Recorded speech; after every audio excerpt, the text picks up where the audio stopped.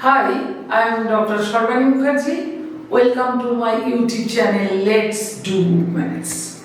Let us discuss some preliminary things of CAB. Now we consider in particular here C01, set of all real valued continuous function in the closed interval 01. Now we consider the superactic D. fxy is defined as sup of mod of fx minus gx, where x varies from 0 to 1. fg obviously members of C01. Now our aim to clear the geometrical interpretation of the distance function. Also we want to find what is BXR, the open ball centered at X and radius R. So let us first consider the graph of F and G. This is the graph of G and this is the graph of F, and these two graphs lies within the closed interval 0, 1.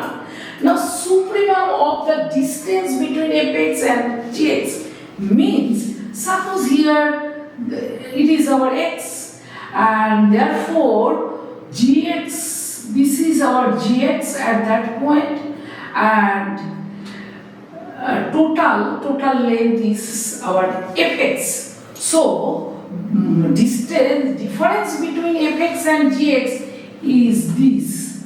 This is mod of fx minus gx.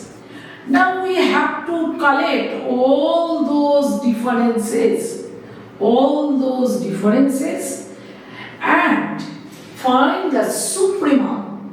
In our figure, I think supremum attained at this point, x equal to 1 point at x equal to 1, supremum attains. So supremum is this part.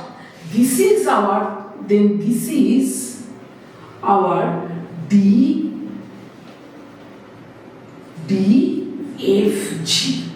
Okay, now let us find BXR.